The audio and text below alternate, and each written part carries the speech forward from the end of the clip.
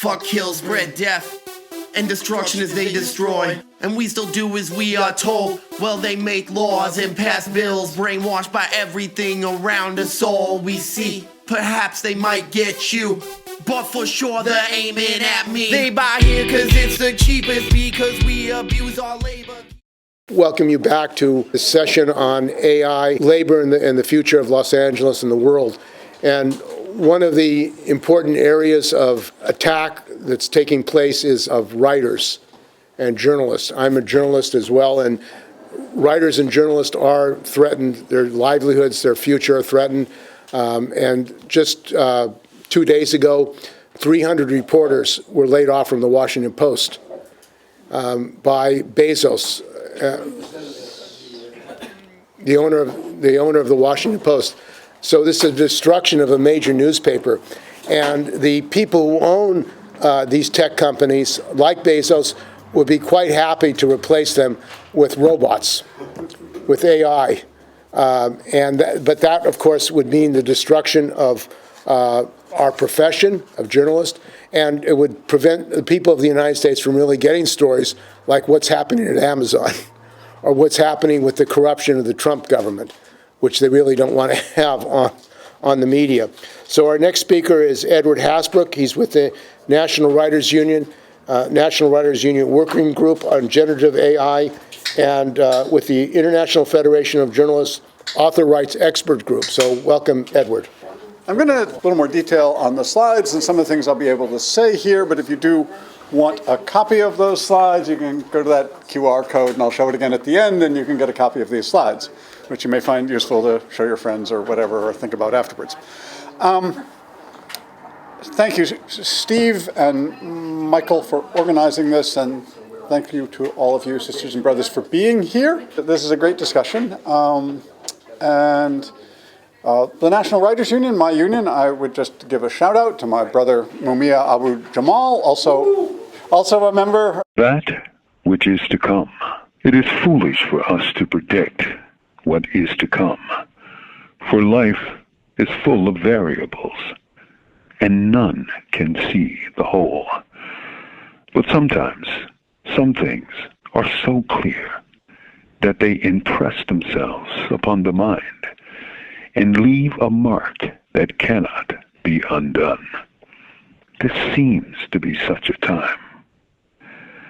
The turning gears of this machine are not just the ruinous effects of tariffs, but the expressed intentions of the ultra-rich class to transform the world of work through the introduction of AI, artificial intelligence.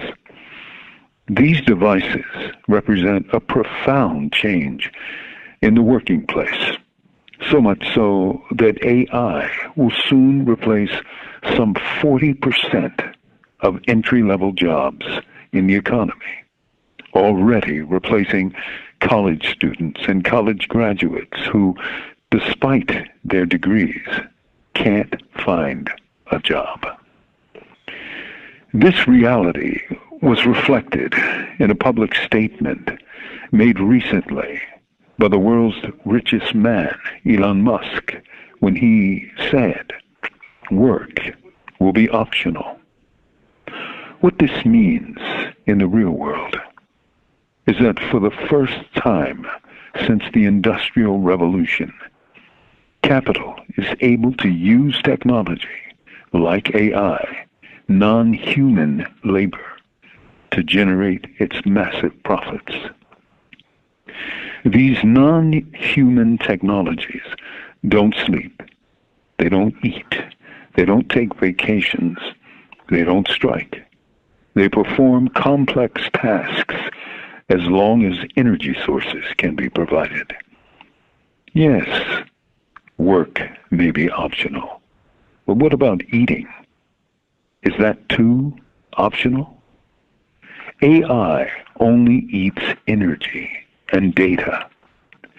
The ultra-rich are reshaping the world literally before our very eyes, and not for the better. Marx said that capitalism breaks down all Chinese walls.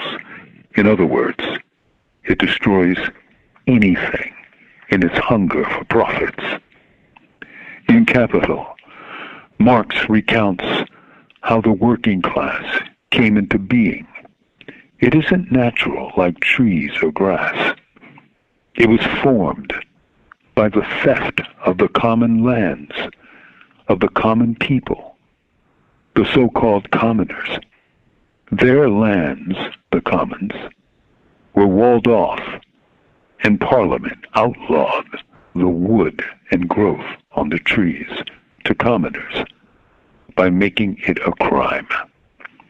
These laws and practices were designed to force commoners into noisy, dirty factories to work for manufacturers of products.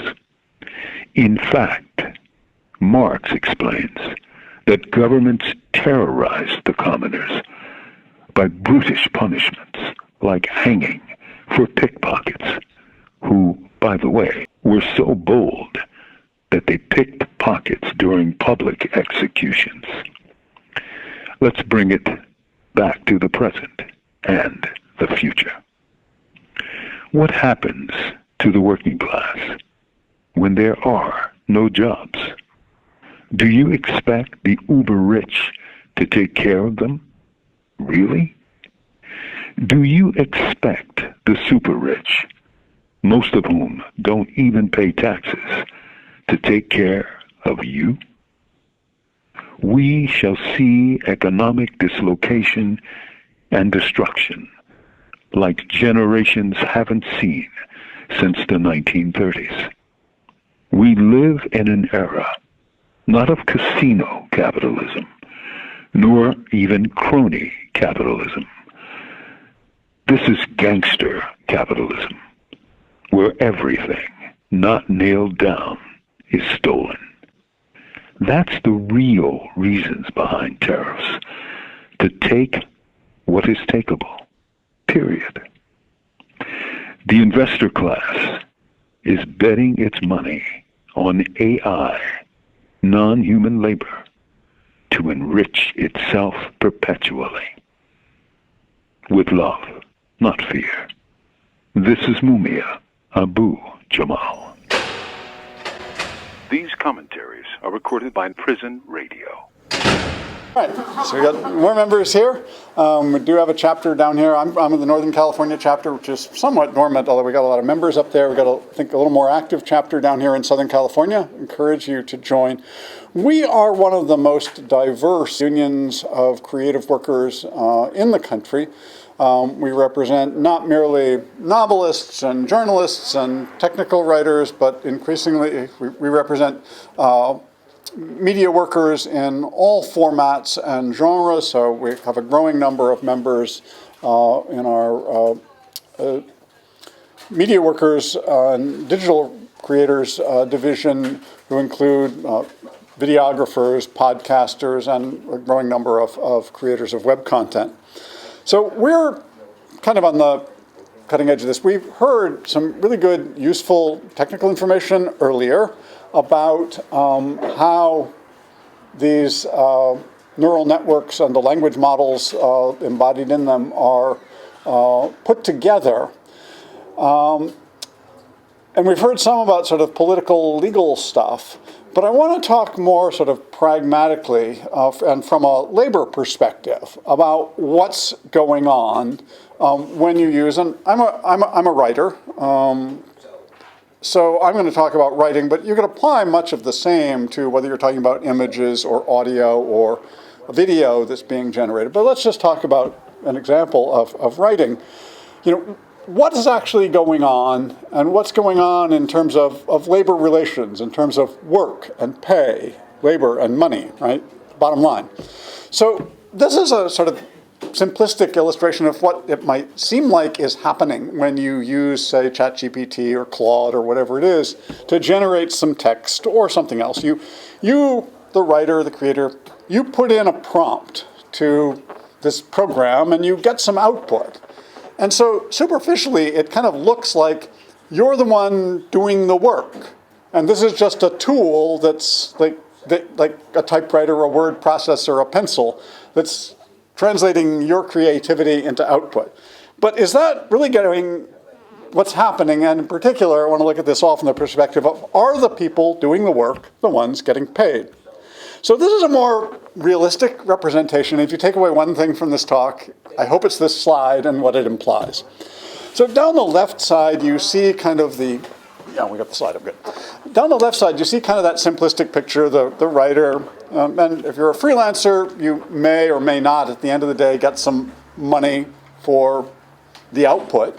So you're doing some work, hoping to make some money. Maybe you'll make it, maybe not if you're a freelancer, but you're putting in the prompt into ChatGPT and you're getting the output.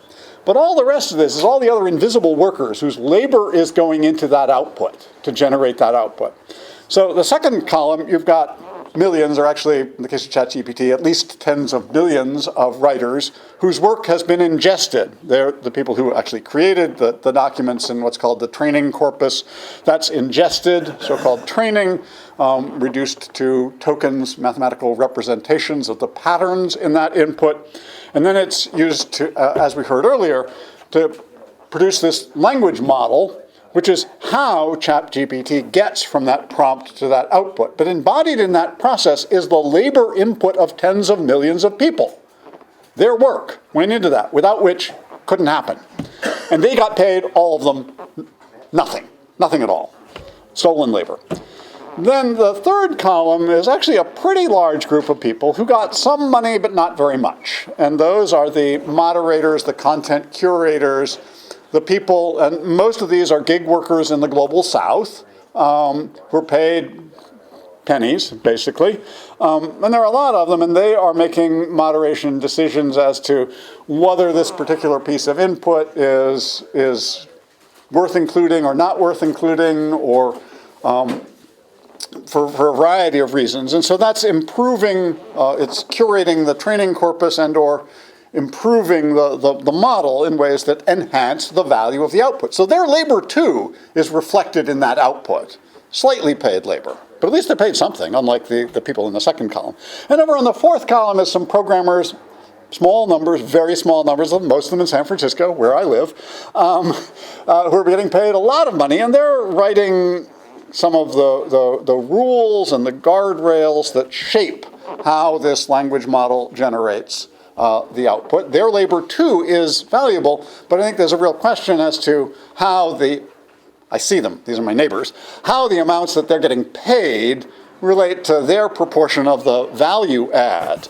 So to sum up, here we've got creators paid nothing, lots of them users who might or might not make a little money from the output, but are only actually contributing a fairly small amount in the prompts. You've got this army of moderators getting paid a little, and then we've got programmers, very few of them, being paid a lot. And finally, of course, at the bottom, we've got the investors, a handful of investors who are getting billions already. They've already extracted billions of dollars in value from the input of these tens of millions of unpaid creators of the training corpus. This is wage theft, okay? And I think what's important to understand about this is that this is not something this isn't a technical problem. This isn't even particularly a legal problem, although there have been a lot of legal cases about it. This is virtual wage theft, straight up.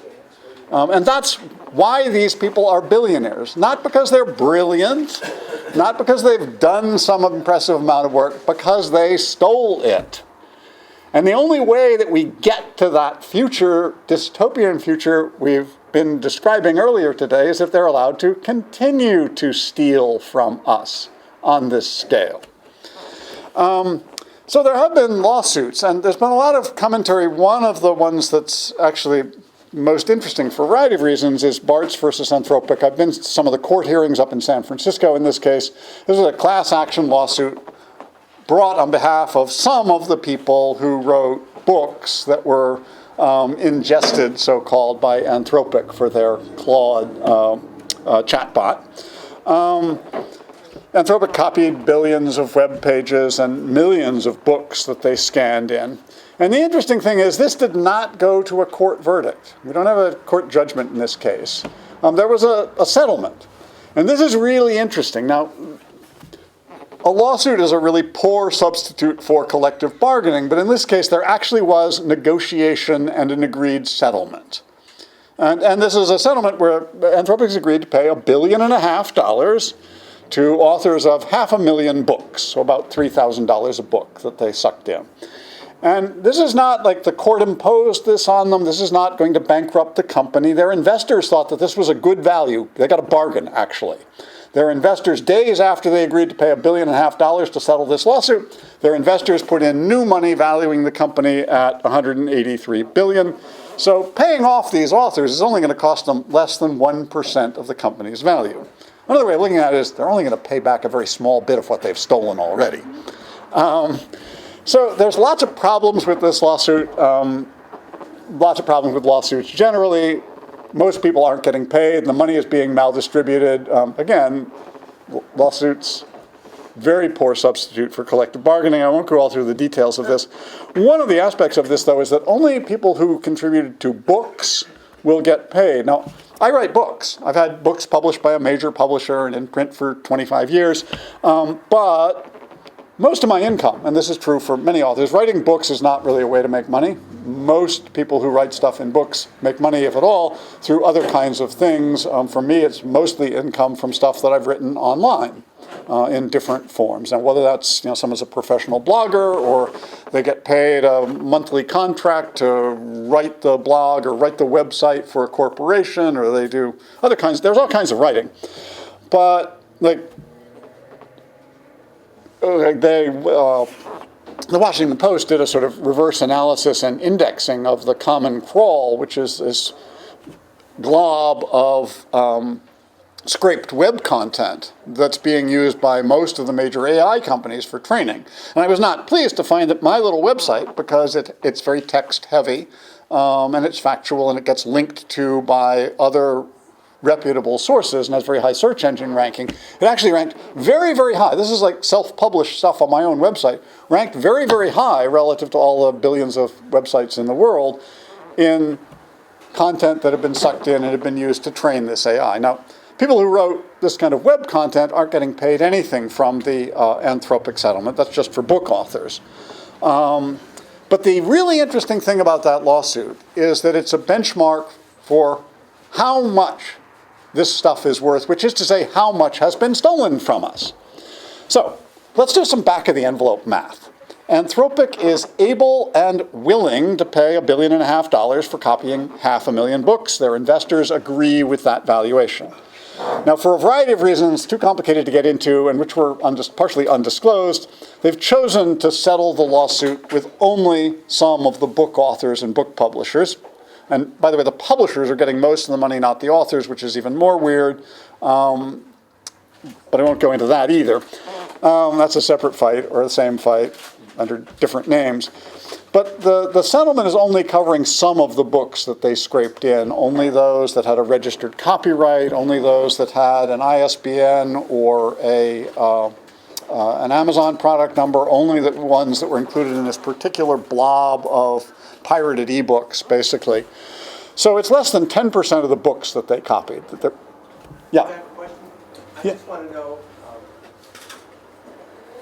where can we sign up to be part of this? Well, the settlement was negotiated behind closed doors. You can, there's a link, if you go to nwu.org/anthropic, nwu.org/anthropic, there's an explainer about the settlement, and there's a link to the settlement website.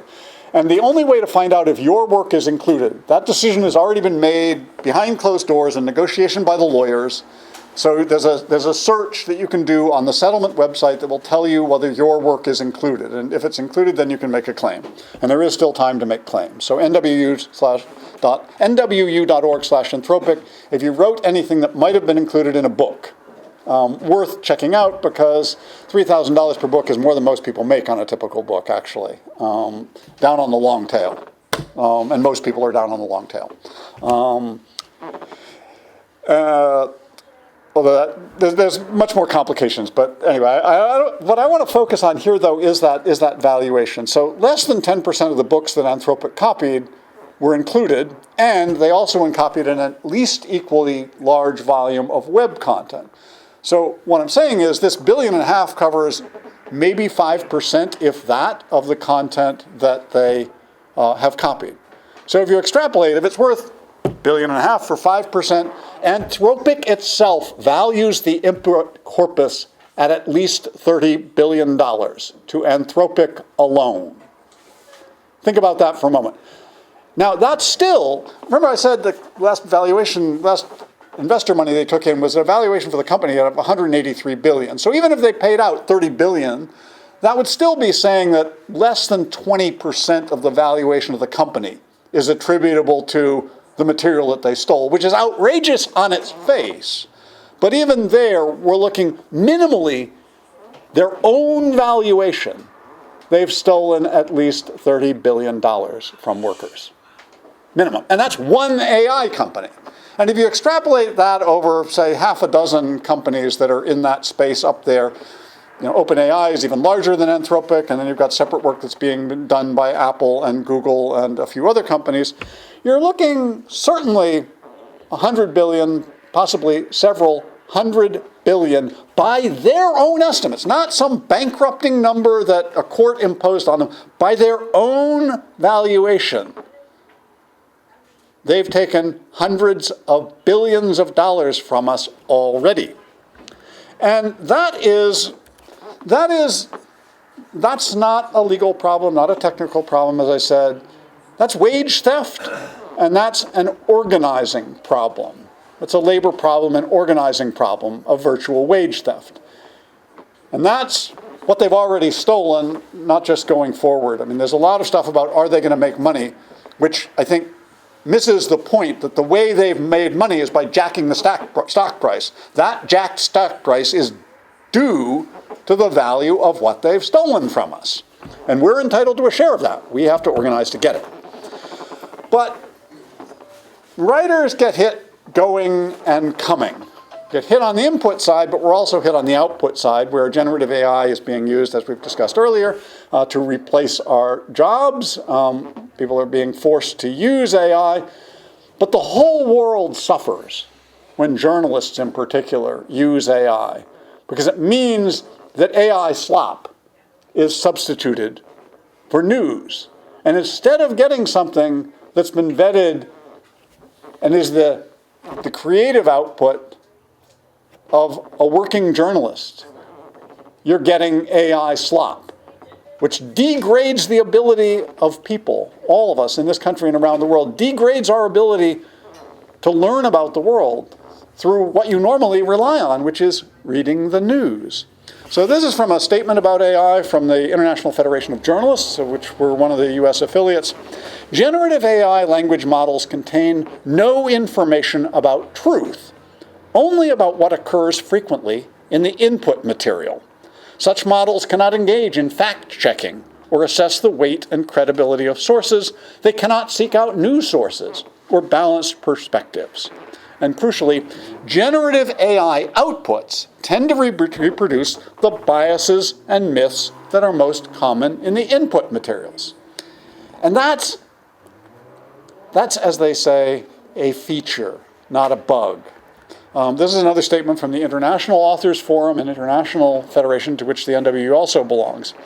Generative AI generates its output to replicate as closely as possible the patterns in the works it has ingested.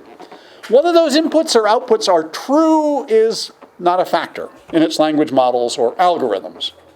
By design, it will generate output that replicates as closely as possible the falsehoods, myths, and misunderstandings that are most common in the input corpus.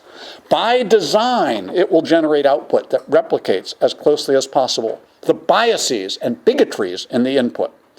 Because it generates output that is as consistent as possible with the patterns in the input, it will, by design, generate output that seems as plausible as possible, regardless of its truth or falsehood. This is how all of us suffer from the output of AI. So that's a quick introduction to this problem of virtual wage theft. I hope that, on the one hand, this could be depressing, but on the other hand, I hope this, particularly to my fellow creative workers, to be a call to action and to raise your standards and our expectations. I know there are some groups representing writers and creative workers that are prepared either to write off what's already happened and, negotiate for a fractional share of the revenues going forward. There are people who are prepared to, I gave some of this presentation to an international conference late last year, and I had people from some other countries coming up to me and saying, but you're talking hundreds of millions, billions. I'm like, yes, I'm talking tens of billions, 100 billions. I mean, these are the numbers. You have to, if you're going to wrestle with these tech titans and billionaires, you have to understand the kinds of numbers in which they're thinking and in which they're acting with their theft. If we're talking about negotiating for tens or even hundreds of millions, we're getting sold out. And if our leaders are willing to agree to things like that, they're getting sold out. We need to raise our game, our negotiating demands, well into the orders of magnitude of billions demands, or we're going to continue to get ripped off. So these are pointers to some policies on this. I'd particularly recommend the News Guild News Not Slop campaign at newsnotslop.org. Here's my contact information if you want to get in touch. But if you want copies of these slides, share with other people. Let them know the scope of the problem, that it's a wage theft problem, that it's an organizing problem, and we need to ask for what we're entitled to. And if you want to join us, if you're a media worker, there's the code and you can join the NWU. Thanks for being here.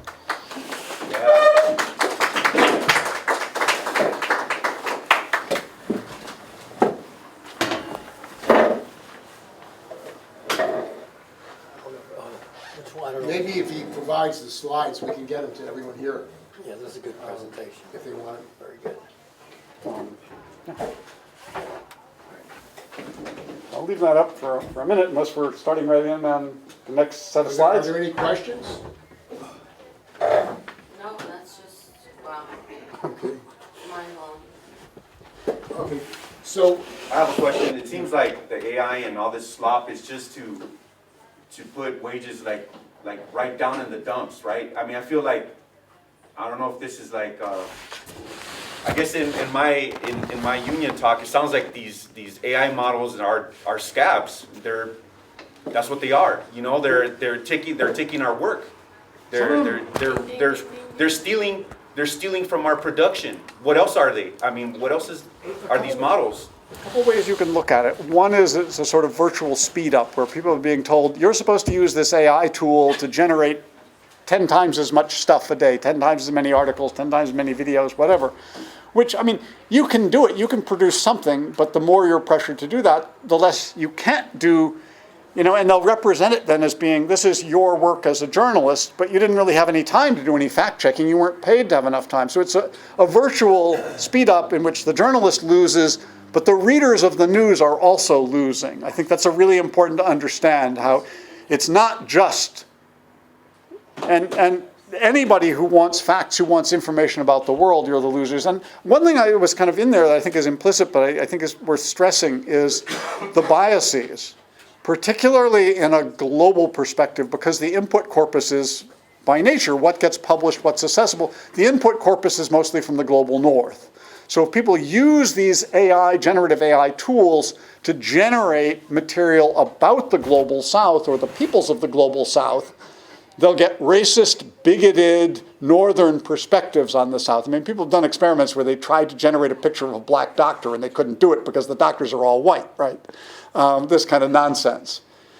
There is some AI out there that, one in particular that I'm thinking of is a man named Christian Ortiz has Justice AI, which has solved the bias problem for racism, at very least. But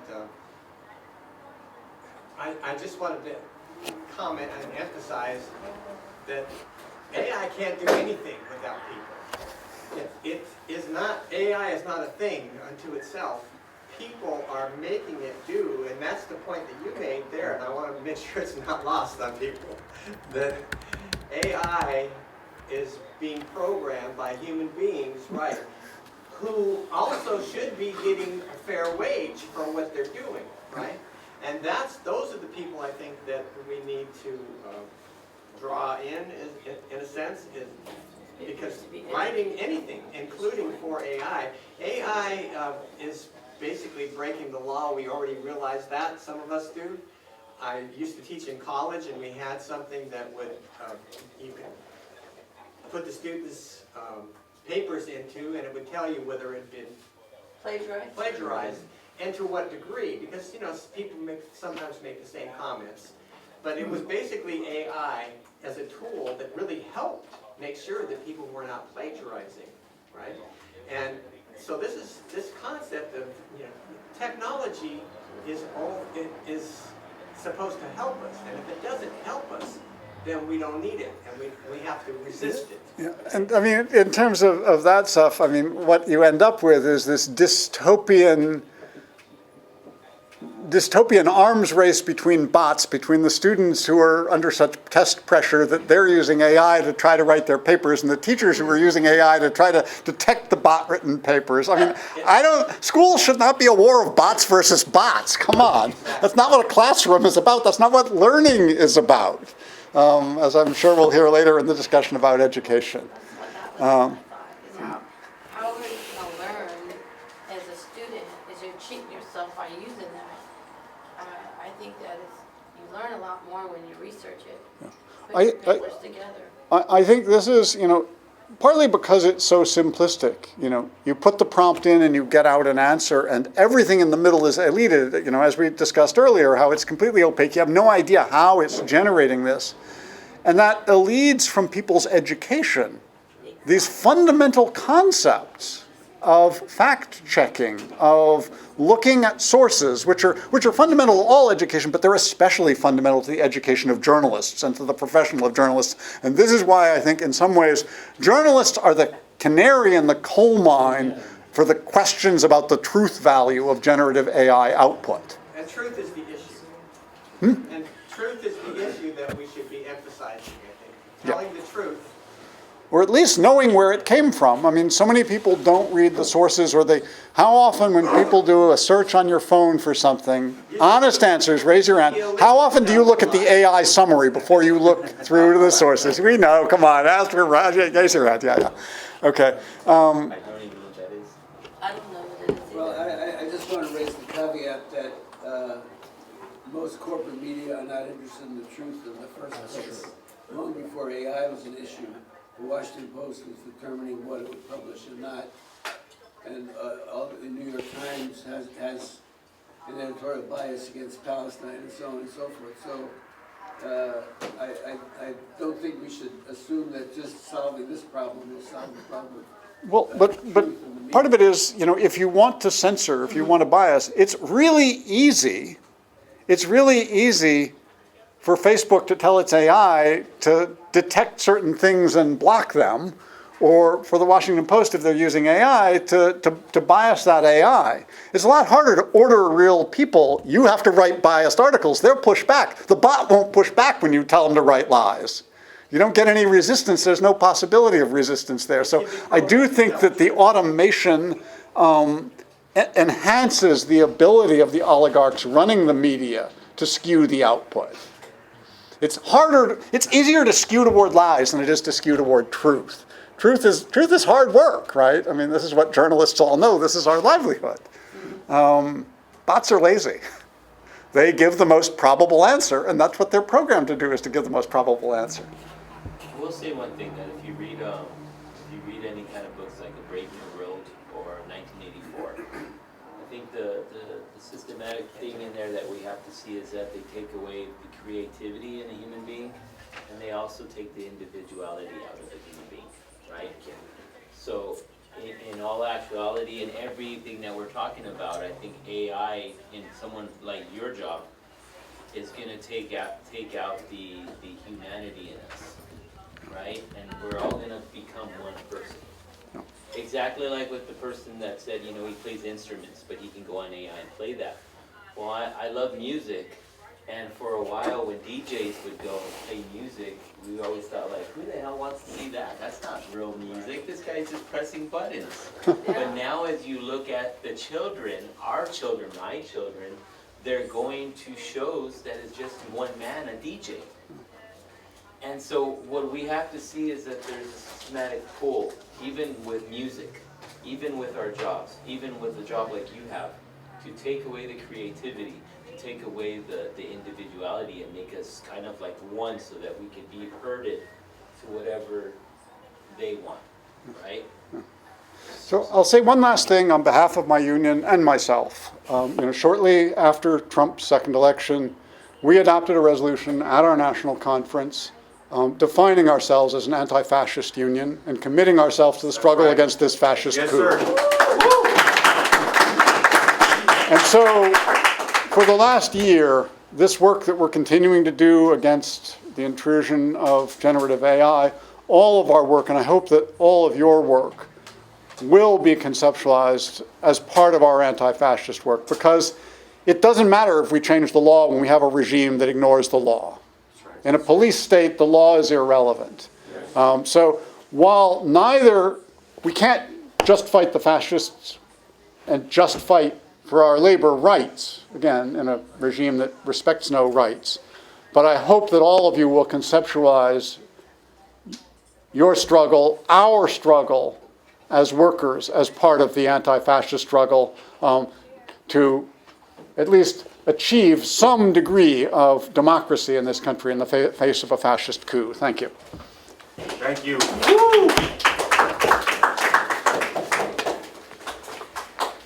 Thank you. So we're going to move on to education, and we have, before we get to John, who has a very important contribution, we have some education workers here from University of California. And as has been reported earlier, there is negotiation now in the Capitol about AI and what's going to happen in education. But AI is already being implemented in the University of California in the CSU system without discussion, debate among the people of California, how it's going to affect the faculty, the staff, the students, and the workers. So I want to invite Mariana Baptista up here. She's from Davis, UC Davis, and with IBT, an activist and leader and fighter, and also Laura Newman, who is at UCLA and has been a steward and past trustee of IBT Local 2010. Welcome, both of them.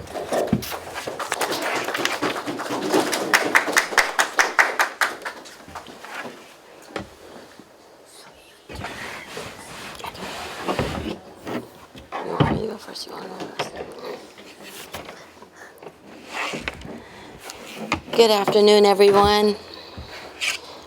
We are, as I've been sitting here listening to everyone that's spoken, I've learned so much more than I'm a lot smarter from when I walked in through that back door. AI it's real. It's very real. I work in the hospital side of UC, and I've been listening to one of my attendings. I work in radiology, and we have, it's a teaching hospital, so we have residents. And I hear one particular doctor, he's telling the residents, you know, you're getting in the wrong field now. He says AI is going to be reading these imaging. It's going to start reading our images. And I was thinking to myself, I was like, why are you telling these people this? Now I'm realizing that actually AI is already in radiology. They are reading mammograms, women's breast, and is starting to take over in just the mammography part of radiology and technology. I'm on the clerical side, administrative side for UC. I'm at Davis and Laura's at UCLA. We both work in the hospitals, but we also have the educational side, which is the campus side. Our campus is separate from from the hospital, the dynamics of her campus is quite different. They're connected. So we are seeing that, well, we know that the governor is pushing AI on the professors now. That's what we learned today.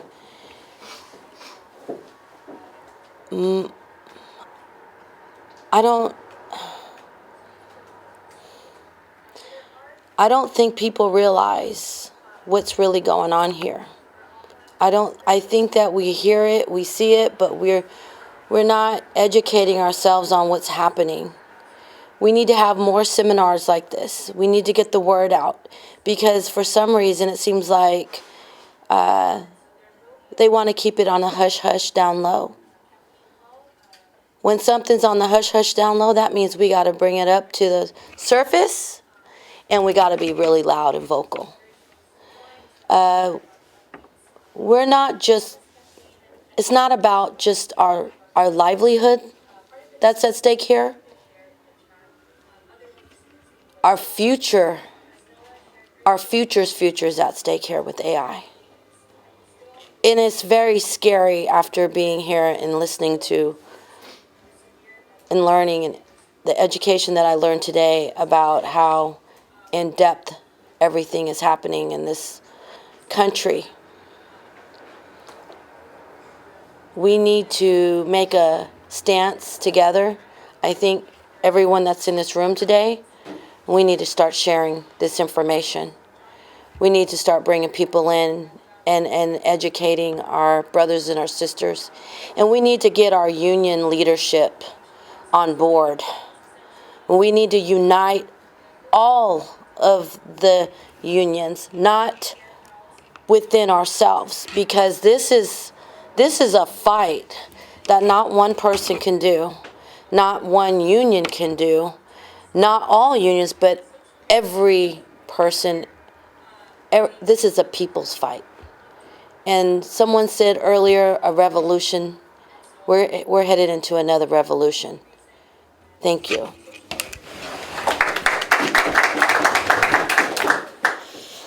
Hi there, my name's Laura Newman. I work at UCLA. I'm a skilled trades. I do HVAC, refrigeration work. Coming into this,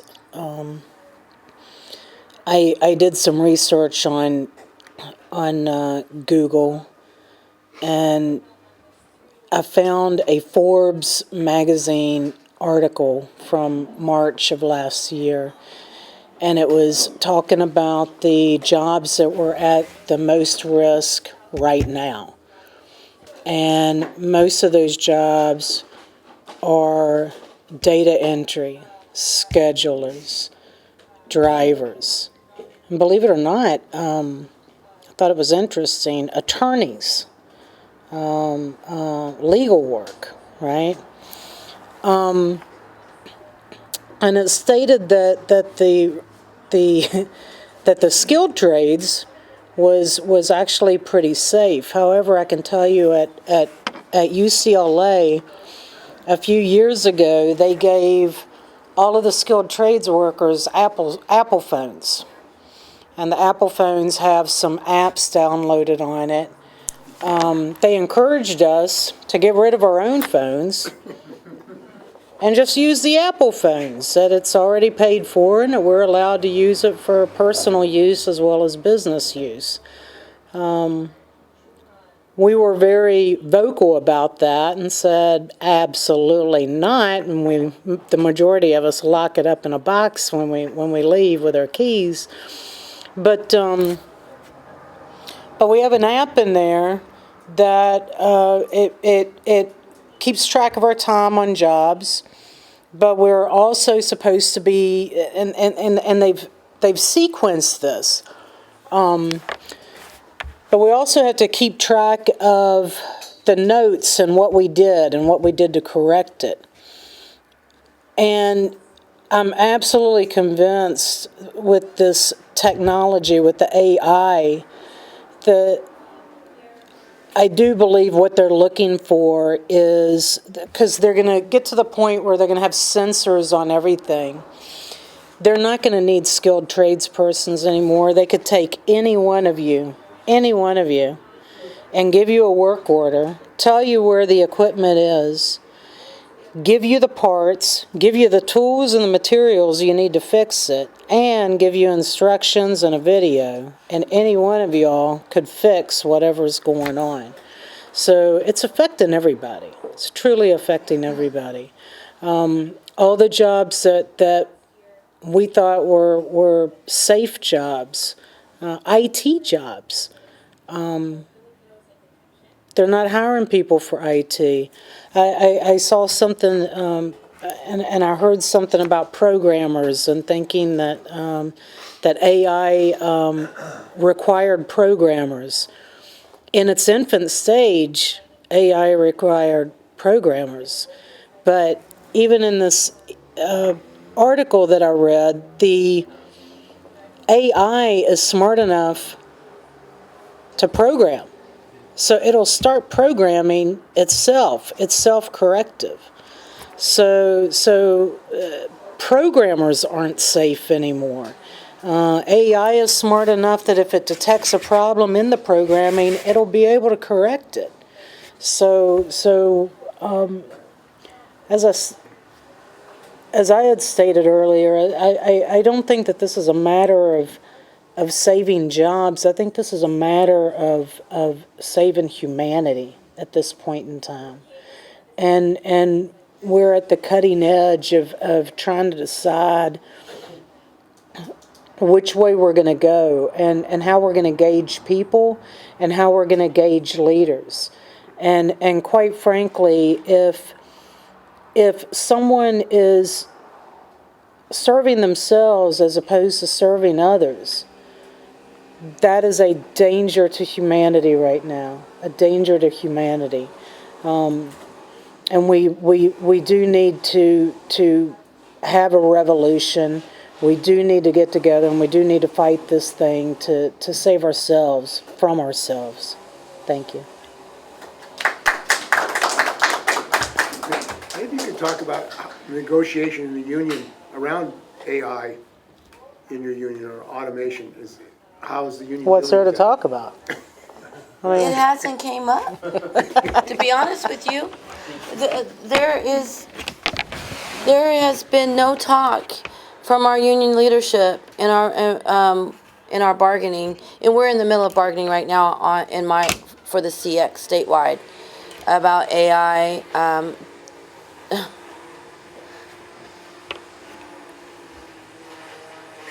I don't even know what to say. I'm lost for words. That's very hard for me, but I'm lost for words.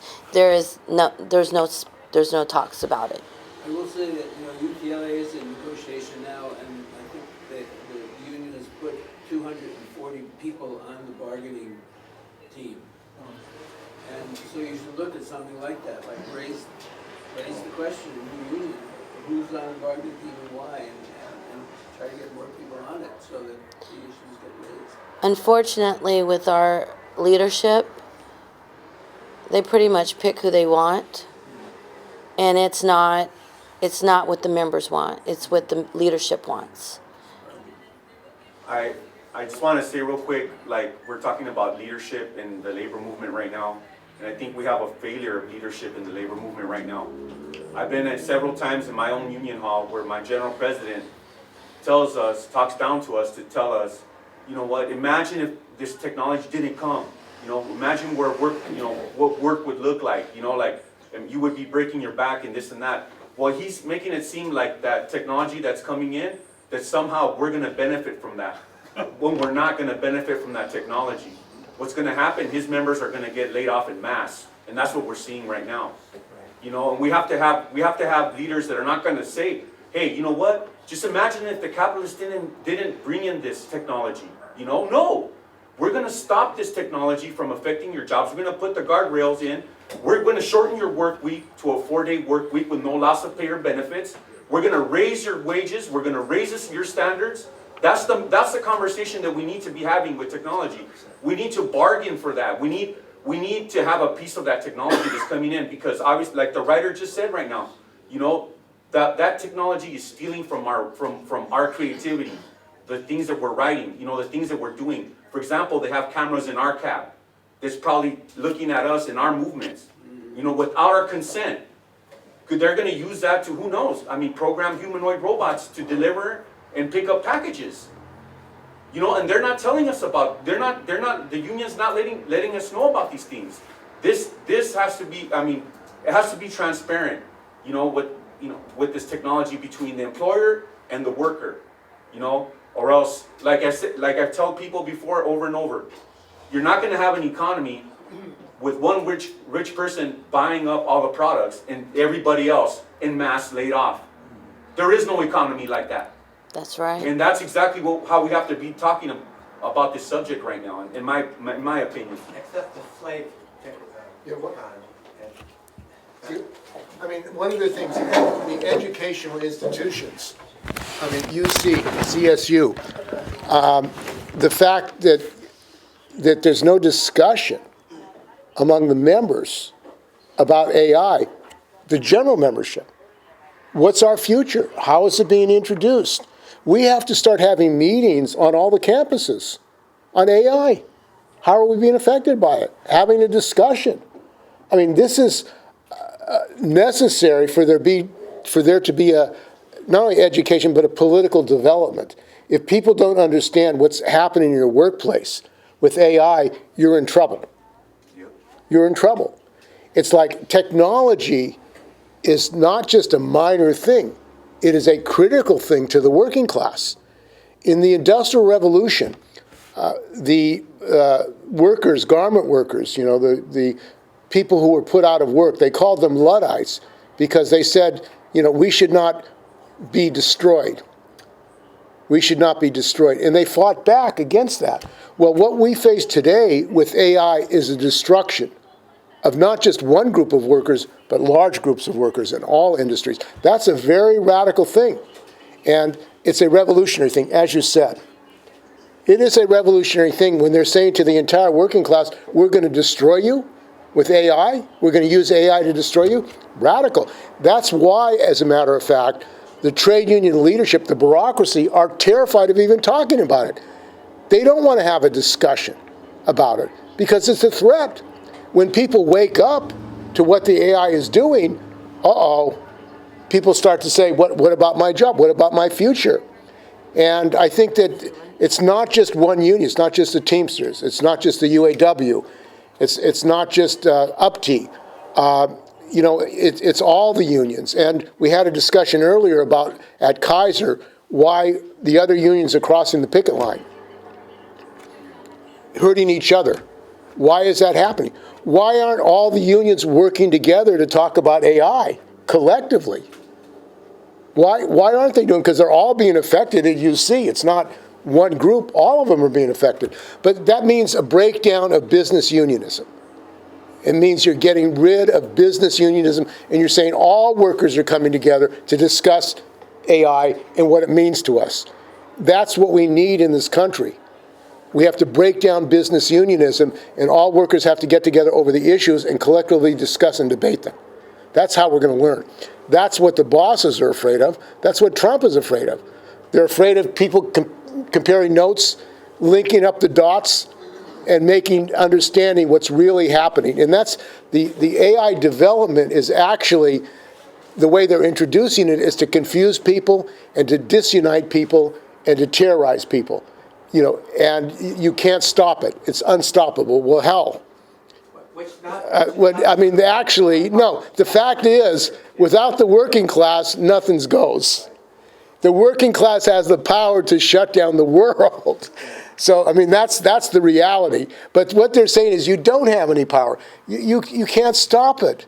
It's advancement. It's like we're advancing society. This is, you can't fight advancement. This is how they're arguing that. But I think what we've seen today is that actually it's destroying us. It's destroying the water. It's destroying the environment. It's destroying our future and our children's future. Young person, what are young people going to do? What are young people going to do in this country? What is their future? It's a radical thing. Kids have to live with their parents because they can't buy a house. They can't have a future. This is an endemic, systemic problem. Well, that's our next presentation, actually. You want more? Okay. I forgot to mention that we have robots now in our hospital performing surgeries. So it's real. I mean, I saw it with my own eyes. So yeah, it's really happening.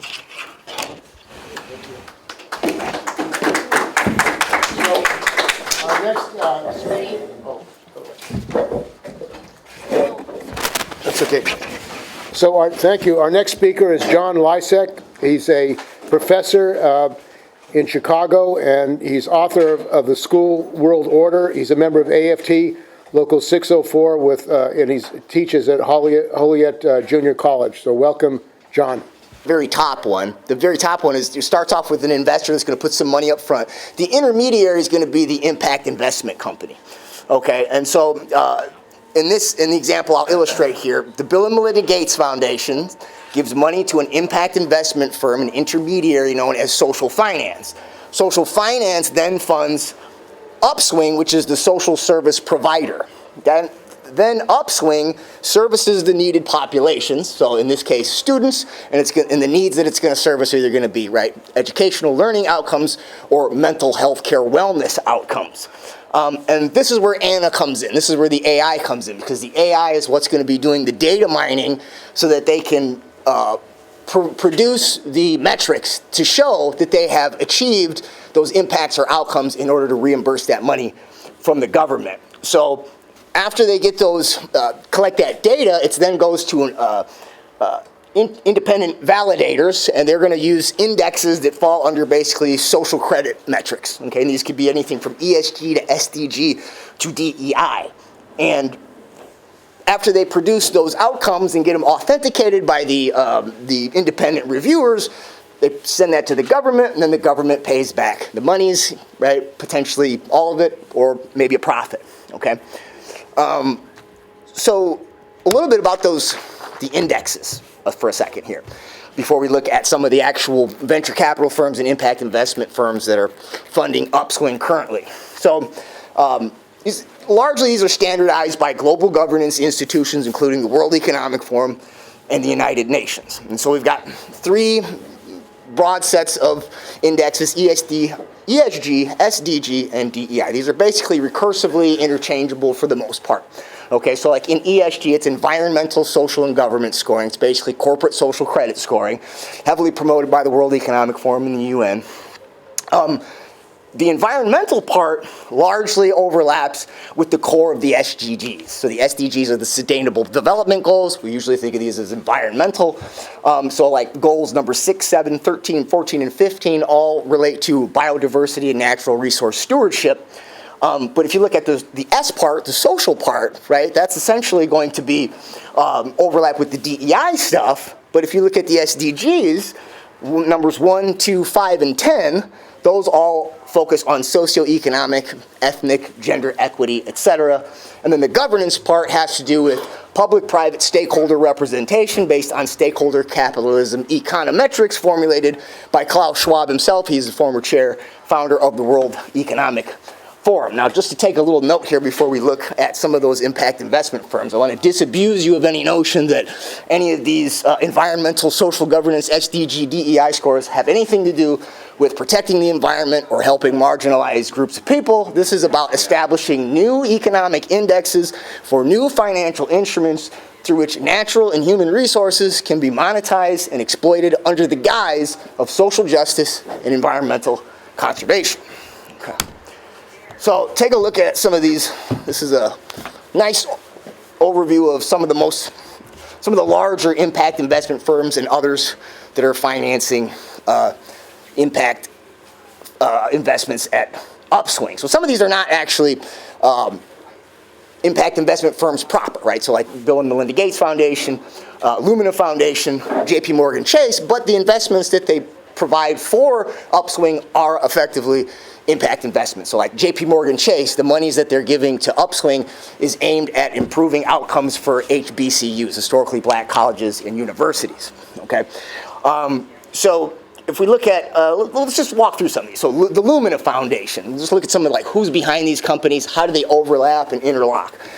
Lumina Foundation on the board serves Austin Goolsbee. He was, he currently is the president of the Federal Reserve Bank of Chicago, and he was formerly the chair of the Council of Economic Advisors under President Barack Obama, and he happens to be a member of the Order Skull and Bones. The Bill and Melinda Gates Foundation, we noted, right, funds social finance, but it also directly funds Upswing as well, okay? And then social finance has partnered with Charles Koch Foundation and Google itself to procure other impact investments for other projects. Google here is, again, it's not an impact investment firm, but the arm of Google that's involved in financing Upswing is it's their Google for Startups Accelerator. So it's basically your venture capital arm of Google, and this one is geared toward helping black-owned businesses, so black entrepreneurs, again, under the guise of helping marginalized groups. If we look at imaginable futures, this is set up by Pierre Omidyar. He's the guy that set up eBay, one of the biggest e-commerce giants. And eBay, on record, has had some interesting ties to the Central Intelligence Agency, and it was the CIA. It was their venture capital firm, In-Q-Tel, is probably one of the most prominent venture capital firms that we know about.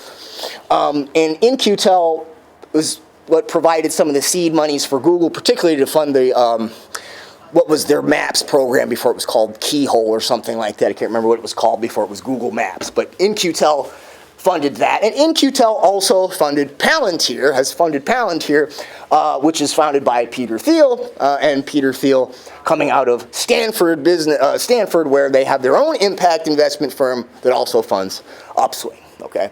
So, I'm not going to go through the rest of these, explicate all of these. I made a video last year, towards the end of last year.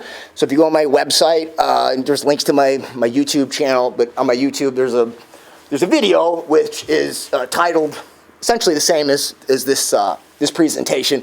And if you want to know more about all these particular venture capital firms and impact investment firms that I have up here, you can just watch that video and you can hear about that. But the main takeaway that I want y'all to take from this is that this AI thing is not just about automating labor in order to consolidate the means of production. It's about scaling ubiquitous biopsychosocial data mining in order to amass predictive analytics that can be monetized to create new human capital bond markets for the new social impact finance economy of the fourth industrial revolution. Stated differently, the AI endgame is all about upgrading from surveillance capitalism to a techno-feudal panopticon in which workers and consumers are converted into literal human resources and indentured into algorithmic bondage to be bought and sold like digital chattel in the global social credit economy of the fourth industrial revolution. And that is my presentation. I feel better now. I heard somebody say they were...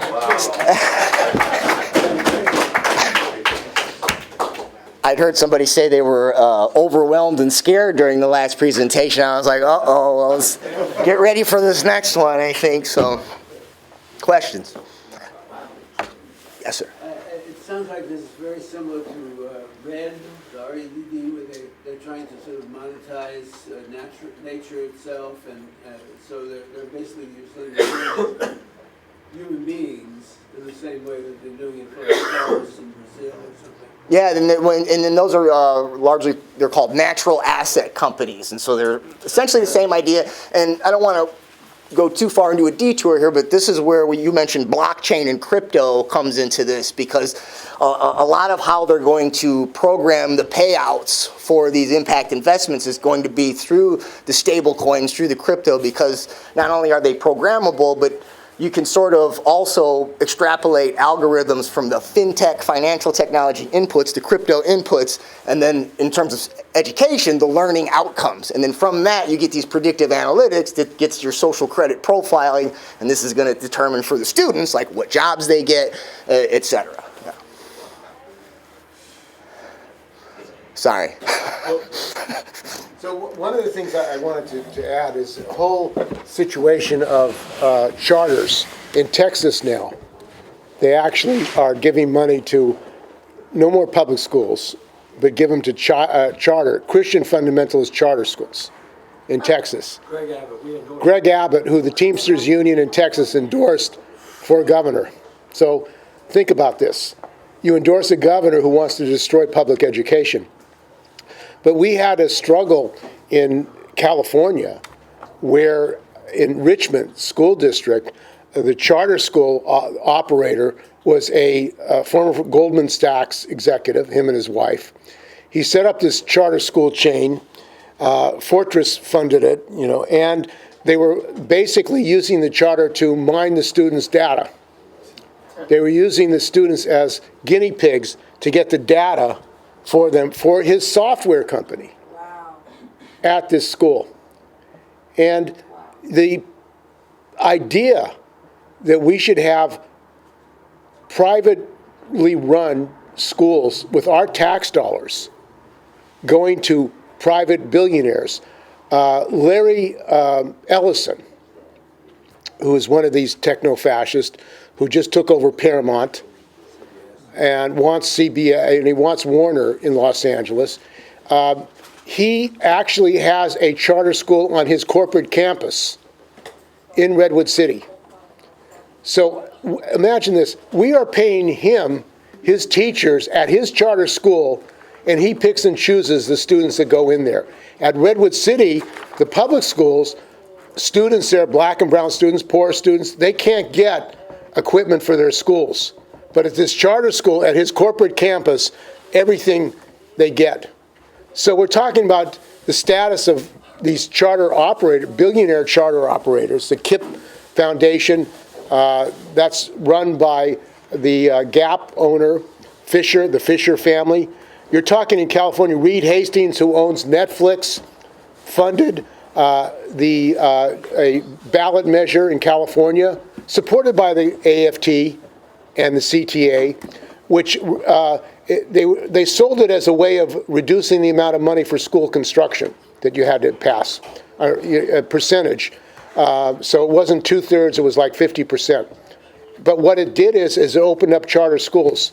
And it opened up a thing called co-location of charter schools, where you have like 3 or 4 charter schools in one high school with a public school. So this is destroying public education, and the unions accepted it. They've accepted charter schools in California. The AFT, the CTA, and California Federation of Teachers have said, well, we'll accept charters as long as they're union.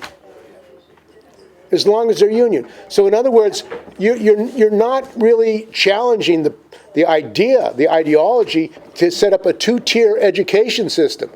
One tier publicly run where you have elected school boards, and the other run by private operators and corruption. And I want to add, the corporate media have kept it quiet, but there's a Twin Rivers School District in Sacramento County, and which has a history of corruption. And there is just a charter school chain that now may have been revoked, and $140 million disappeared in that charter school. Now, $140 million. They're laying off teachers and closing schools, and $140 million just disappeared in this school district. And guess what? Rob Bonta is not even doing an investigation of where the money went. This is public money, our money, the taxpayers' money, that disappeared, $140 million, and there's not even an investigation by the Department of, the Department of Justice or the State Attorney General's office of where the money went, who was absconded with the money.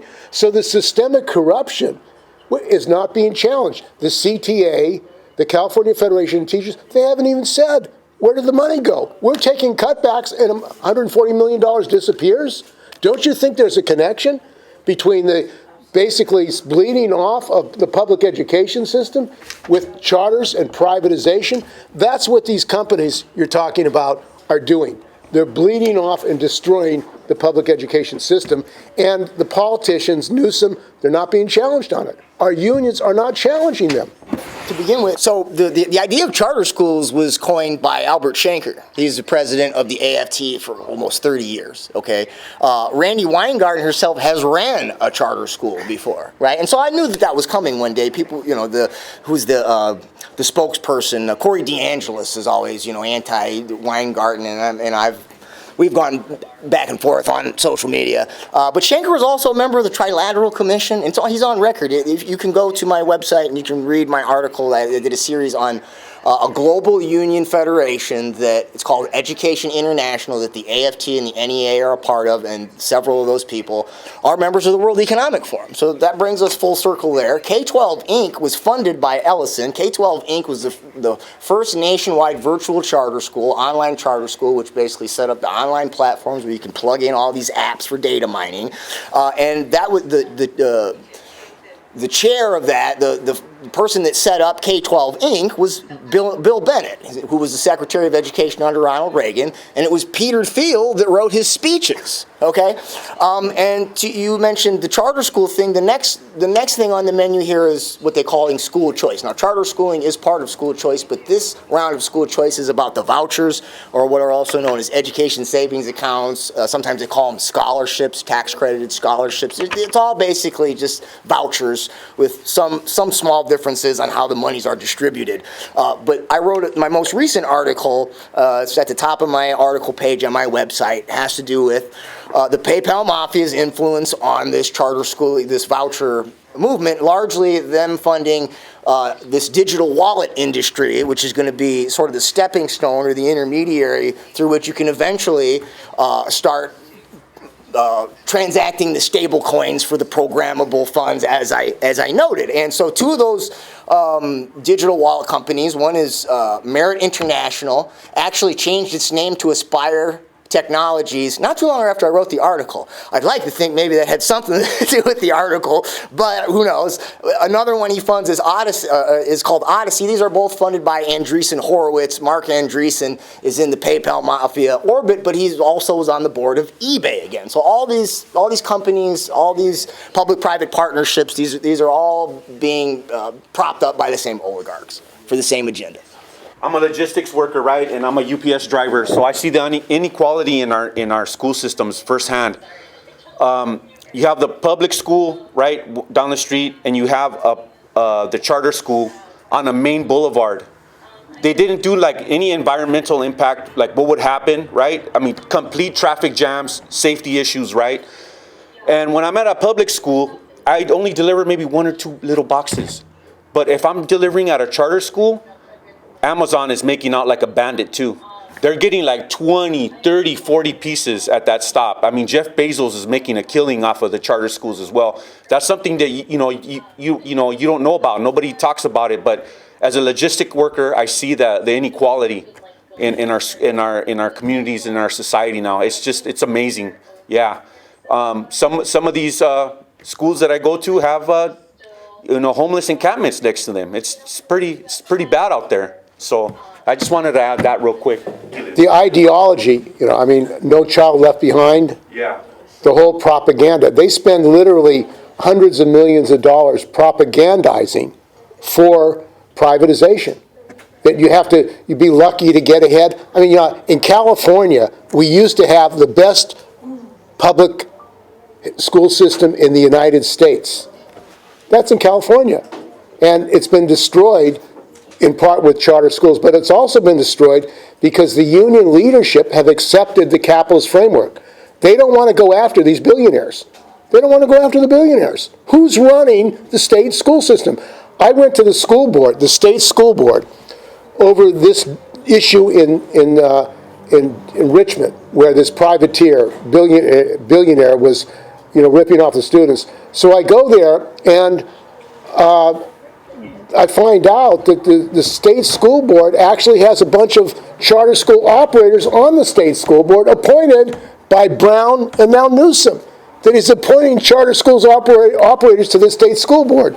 And Tony Thurmond, who's the state superintendent of public instruction, because of this crisis in charter schools, says, he's going to set up a committee to investigate. investigate charter schools.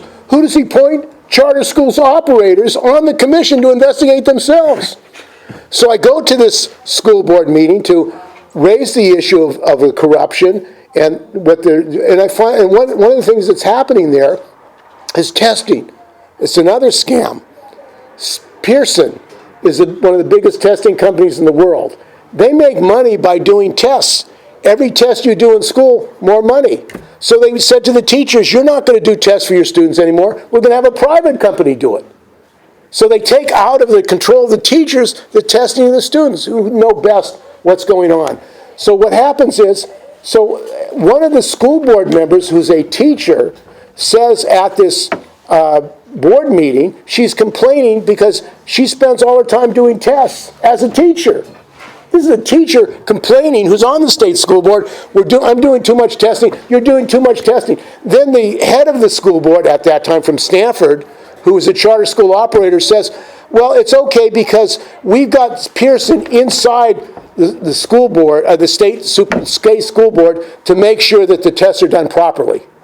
So they've actually brought in Pearson, a private company, to basically organize the testing of students in California. So what is Pearson doing? They're making money, and they want more testing of teachers and students to increase their profit. It has nothing to do about education. It's about increasing the profit of these companies who've taken over. It's a textbook company. It was for forever. It's one of the biggest textbook companies international, and then they moved into ed tech stuff, education technology stuff. I have an interesting story about Pearson. That's actually how I got to part of how I started writing this book. I used to tutor for Pearson. A company that they had was an online subsidiary. It was called Smart Thinking. It was one of those cute ones. Somebody talked about a company where they smashed two of the letters together and crumbled it all into one word. It was Smart Thinking with one T. And I was on this non-compete clause. They paid me $11 an hour with a master's degree. Now, to be fair, if I would have went and did 5 more years of school and got a PhD, they'd pay me a whole $12 an hour. So, but there was this non-compete clause because one day I inferred that this is why. Because one day I realized they sent us an email. They say IBM's Watson is going to co-pilot with you. So IBM's Watson was like premier AI stuff before all the generative AI, ChatGPT and Claude and all this. Interesting little fact since you're mentioning white nationalism. It's named after Thomas Watson. Does anybody know the history of Thomas J. Watson? He was the head of IBM when they were doing business with Hitler to process the punch card data with the eugenics experiments that they did in the concentration camps. They named the AI after that guy, okay? But on the board during lockdowns, so they say it's going to co-pilot with you, and then I realized why they had this really rigid format for how you tutored, right? It was called PEEP, P-E-E-E-P, and I don't remember what the letters stand for, and I guess I'm not supposed to say that because it's proprietary. The company folded, it shouldn't matter, but it was these 6 steps, and I was like, oh, that's why they want you to do it like that, because if everybody has their own style and everybody has their own way of tutoring, it's going to be a lot more difficult for the AI to pull out the patterns, right? But if everybody has it in that order, it's going to be able to see, right, what are the most effective moves that you could make in that sort of that algorithm. And so when they did the lockdowns and they put everybody online, there's regulations 85 FR 18638, and they basically in there said, because prior to that, you had to have a certain amount of contact between a human student and a human teacher for courses, credits to transfer and such. What they did was, because they knew everybody was going to be online for distance learning, they changed that and they said that adaptive learning and AI, etc., can be substantively substituted for human interaction. And IBM was on the oversight board for those federal regulations. I wanted to add one more thing to the gentleman that mentioned the vouchers in Texas. So yes, a lot of them, especially like the ones that have the scholarship granting organizations, it's usually they're going to give you monies that you can use for tuition at a private school, or it could be, theoretically another public school or a public-private charter school. But you can also use them in certain states for various online ed tech applications, right? So, some of them are just online schools, in particular K-12 Inc. and OutSchool, right? Our OutSchool is funded by Sam Altman, okay, OpenAI man, another World Economic Forum guy. Another one you can get is called Nearpod. It's a little adaptive learning app that will personalize your learning, right? It's data mining, how quickly and how effectively you answer the module questions, and then it's going to personalize your stuff based on it. And that's funded by Mark Benioff, another Salesforce. He's the heart of Salesforce. So I wanted to throw out there that the vouchers are not just funding the private schools, they're funding the private ed tech companies that also pull more of that data to feed into the social credit profiling. The gentleman in the front has had his hand up for quite a while, but did you finish what you were asking? Yeah, you go ahead and go on. Sorry. Thank you, that was really good. John, I have a question. Yes, sir. Has Citizen United brought this all to the forefront? You know, Yeah, where corporations are people, essentially, yeah, you could put as much, and yeah. the money that's influxed into our political system, it's not just going to the Republican who used to be the bad guy, it's going into the Democrat, Oh, and yeah. now it's the bad guy, Yeah. right? I see that as just something that's actually pushed this all forward, and it's propelling it, right? And I don't know, you wrote the book, is that something that contributed to it? Well, I mean, it definitely helps for lobbying efforts, in terms of these people getting their voucher bills and things in. Deregulation, right? Yeah. But I didn't cover it in any breadth in that book. Yeah. Okay, could be, yeah. Was, sir, right? Yeah, I'm sorry, I forgot everybody's name, I apologize. Yeah, I want to follow up. One of the things here in California is that charter schools are allowed to call themselves public schools because they're publicly financed, even though they're privately owned. Yes, correct. And they all do. You can see on a school, city buses, they have placards advertising different charter schools now, saying public education. Yeah. And part of the reason for the other thing you said is that, in addition to what you're describing, because the big interest for the private, the charters was opposing desegregation. But now they're pushing homeschooling. Yes. And Christian homeschooling, Yes. and so these companies then get their money out of Yes. the individual parents buying Yes. these products paid for out of the public till. Yes. So LA Unified used to have 46,000 teachers, now it's 39,000 teachers because so many students have been bled off into charters. And, in terms of the size of teachers union, it's been dramatically decreased. Not to defend what they're saying about trying to unionize the charter teachers, but that's part of the impetus of it, is that the membership base has been eroded by what's going on. I want to say two other things. One is about Shanker. Back in the day, I don't know if you're aware of this, the Black Panther Party referred to him as Adolf Shanker. No, I didn't know. Because he led a specifically racist strike against community control of the schools in New York. Okay. When he was heading the New York, the UFT, the local New York City, and really fomented a tremendous amount of antagonism, particularly between the black and Jewish community. So, very, very nasty man. I'll let it go. And with the vouchers, the thing that's being promoted is that, why should you be stuck in your particular public school if you don't like it? Well, here's the thing. If you give somebody voucher money, and let's say they're in an area where the school's not that great, probably, right? That's probably an economically depressed area, so you're probably going to have a hard time with transportation as well. So the odds that the monies they give you, you're going to drive where to go to another school? How far are you going to go to get to that other school? You're going to go to the other... Most of that money, therefore, is going to go into the homeschooling, and it's not going to go into paper and pencil homeschooling. It's going to go into all these apps and wearables and things. It's going to turn your house into a surveillance capitalism center. I did remember my last point. Okay. I'm sorry my wife left, but she got a master's in education, and she did a study of the use of computers in schools around Southern California. And she, how many computers were there in different classrooms, depending on whether it was primarily white population or primarily black or brown. So the obvious thing was, yes, there were many more computers in the schools that had mostly white kids in, different suburbs. But the other thing she found was that the computers were being used differently. The kids in schools that were predominantly black and brown were being taught how to do what the computer told them.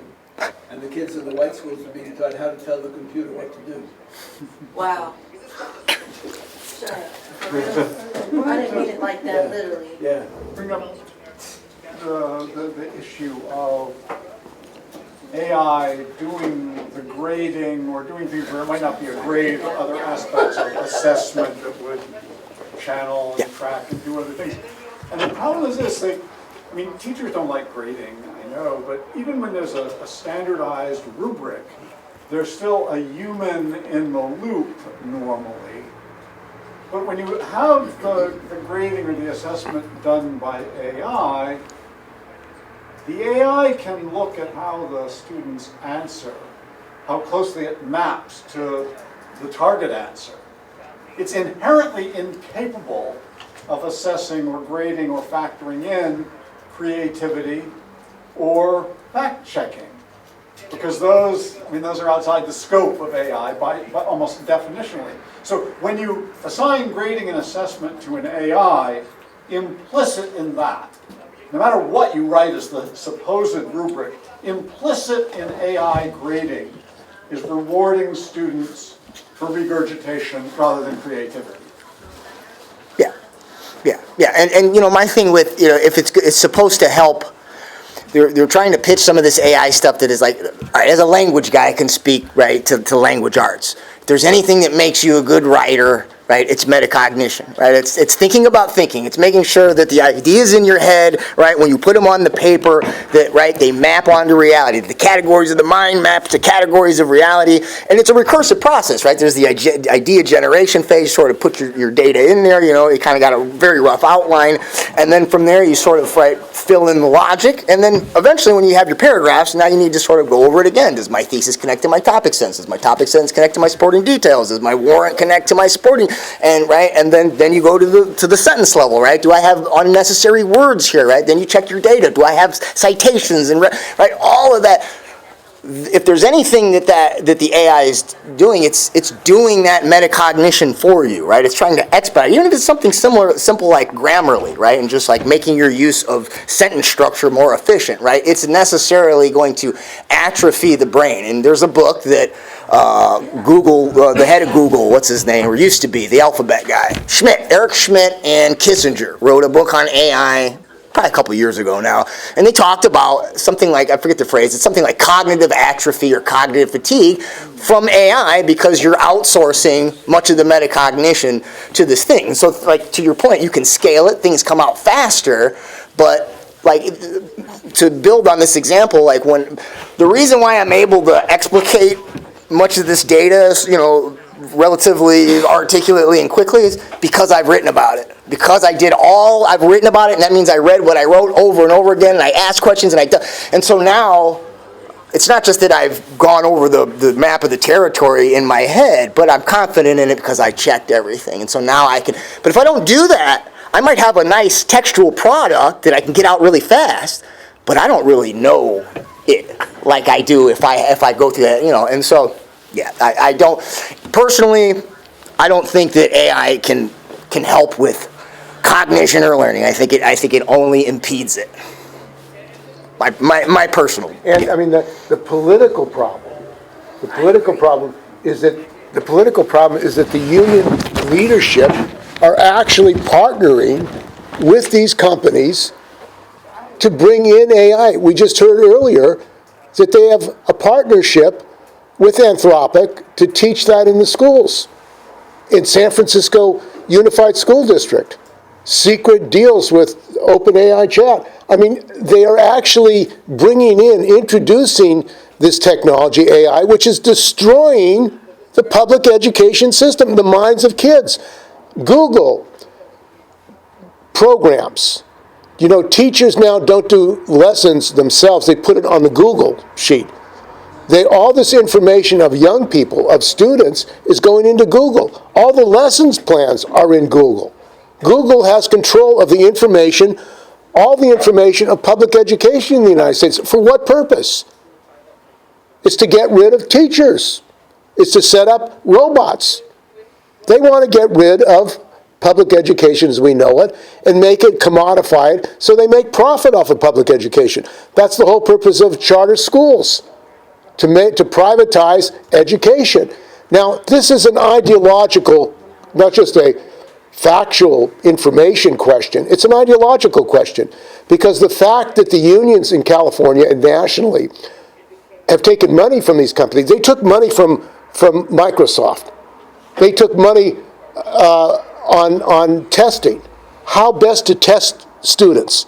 I mean, they took millions of dollars from these companies who are actually making money from testing to introduce it in the schools. They told the teachers, you have to do this. Like, why? Why in Sweden and in Finland, the teachers do their own tests for their students? Do you think that American teachers can't do their own tests for the kids that they're teaching?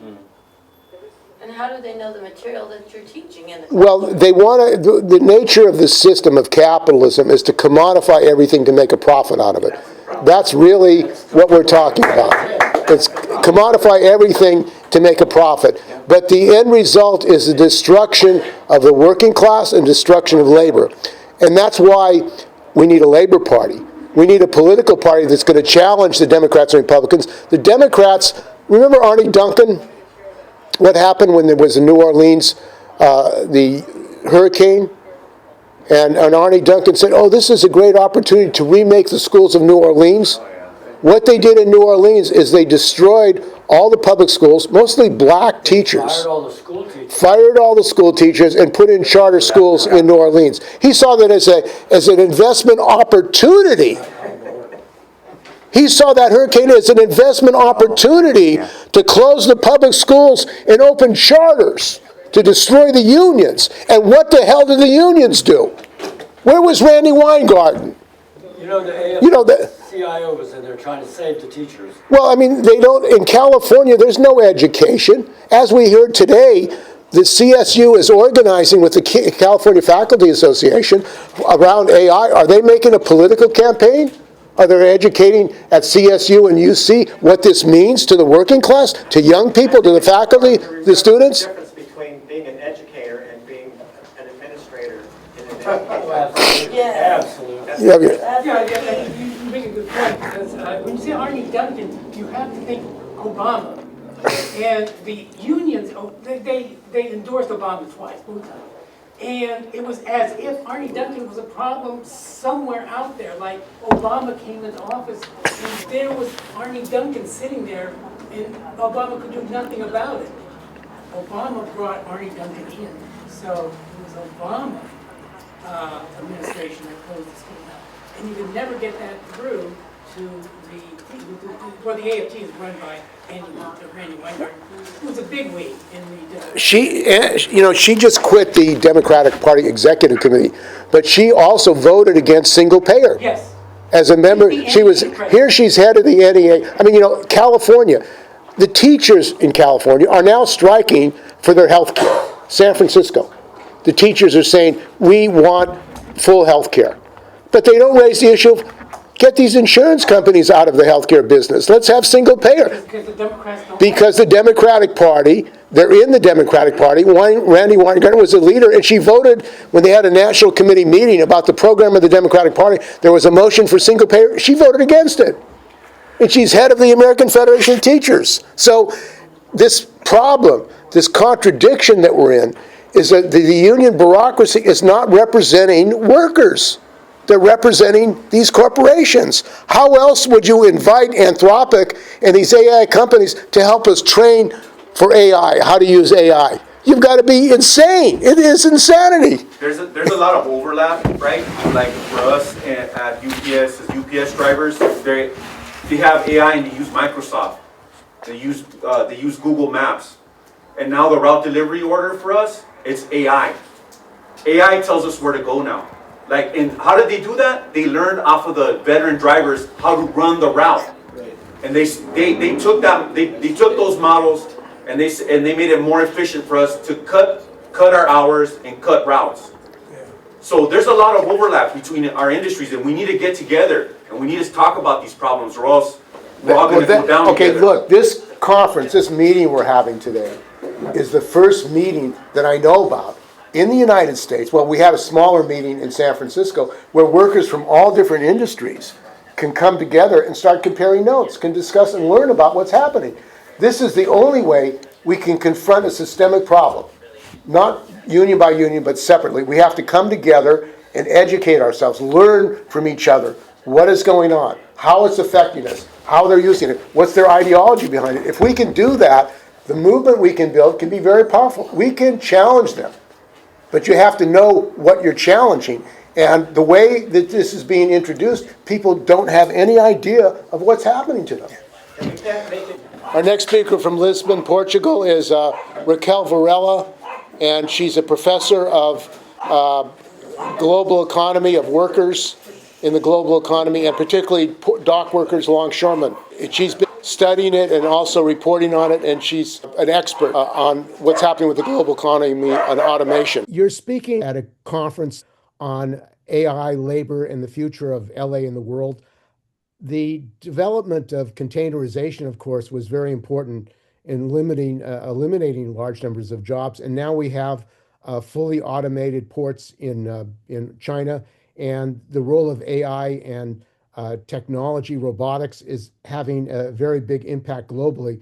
So why don't you talk about this development and why, what if you think it's an existential issue for not just longshore workers, but the working class internationally? Steve, this is a key sector for longshore workers, but for all working class. First of all, the AI development is mainly targeting two sectors: intellectual sectors, creative work, teachers, lawyers, journalists, etc., and sectors where the working class, through their struggles, have achieved better wages. Not privileges, because I don't like that word. The rich have privilege. The working class has just reached very decent wages. So, first of all, I want to say that the automation and the artificial intelligence in the hands of big corporations and in order to have capital accumulation is targeting not human development. We should finish, for example, with ladies cleaning public toilets. We should finish starvation. We should finish very dangerous works like ship breaking in India, or dangerous work in silver construction sector in some areas in US or whatever. It's not. It's targeting where you can make money. It's not where you can make progress to humanity.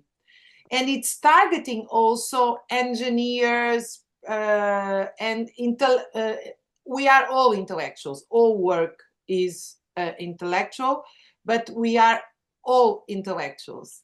And but it's targeting, for example, we see more and more that the daughters and sons of the working classes spend hours and hours online in school with teachers that are using PowerPoints, ecrans, films. It's the school is dying as a conquest, an achievement of the working class struggles. You cannot see your doctor because you need to call to a telephone and to a stupid robot that doesn't answer.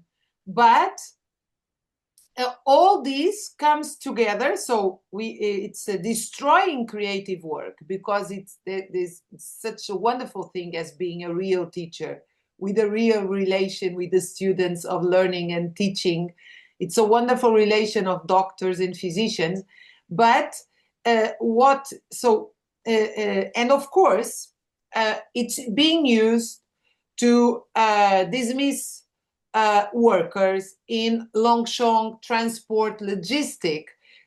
Also because these sectors, they have huge power against capital, as we've seen in the general strike in Italy against Palestinian genocide, or as we see in so many strikes in transports and logistics. So the main aim is to cut the ability of workers to struggle. Also, I have to underline this, all this idea of AI that is going to bring more time for people to have free time, etc. All this is not proved neither by the studies, neither by a correct social science analysis. What we are seeing is that the massive introduction of automation and AI, which nobody asked, and is being put it through huge financial support of the states, of the big corporations, of European Union, US, etc., etc. I have to say that, first of all, the majority is being used in war, is being used to kill people, not to progress of humanity. Secondly, it's coming together with intensification of work. In all countries, people are working more hours with the introduction of automation and AI.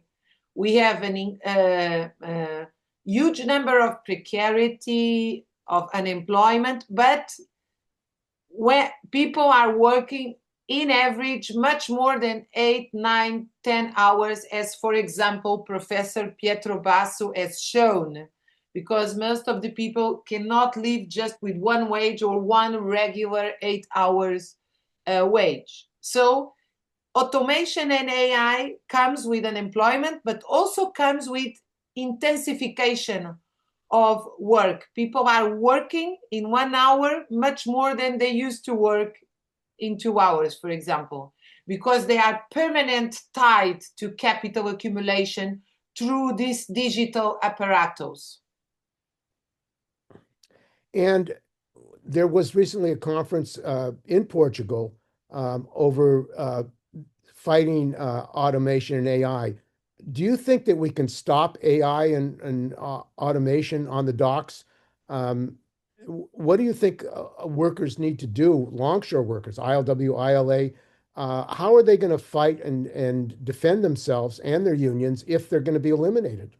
Well, first of all, I think all workers and longshore workers have to realize that this is all about politics. And politics is about what project do you defend for society.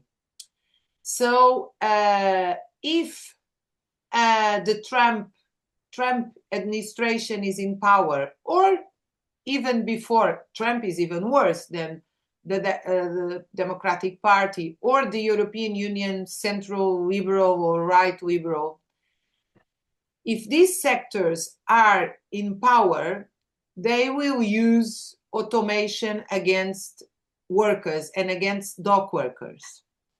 And I think the leaderships of the unions must ask themselves which side are they? Because all this is together. Bombing Iran, avoiding a peace process in Ukraine, destroying Gaza, intensification of labor, destroying public school and healthcare. All this is part of the same project. So if dock workers want to fight automation and want to fight for their jobs, they will have to fight for another kind of society where you do not produce for profit. You produce for people. And this means that they will have to ask why the ports are not public, why dockers are not public workers, why they are helping transport drones and guns to kill instead of food. So there is, if dock workers want to do something they will have to do something with the rest of the working class, and they will have to ask in which world they want to live.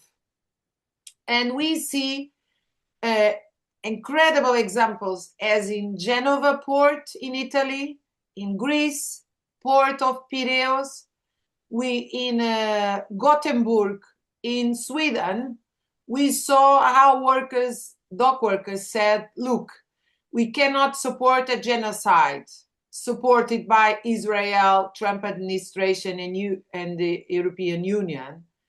And I think all dock workers have to ask if they want to continue to leave politics in the hand of people that bring the world to the destruction we see, or if they want to pick up a project for cooperation, for common good.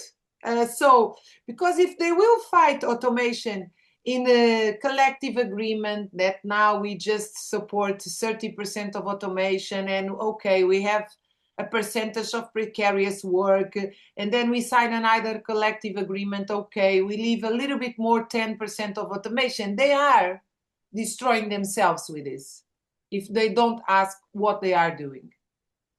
But it seems that it's a system problem. That's what you're saying. It's a capitalist system that's bringing in AI and robotics in order to increase their profits. But isn't that destroying capitalism if you eliminate all the workers? Well, in the limit, you cannot have capital if you don't have workers, real workers. That is something a little bit difficult to explain here, but the profit comes from real work. The value, that is the wonderful thing about Capital, Karl Marx Capital book. Unfortunately, people do not read Marx, and they think socialism is what has happened in Soviet Union. Socialism is what has happened, for example, in Portugal in 74, 75, where people democratically elected everyone in the workplace, public and private sector, in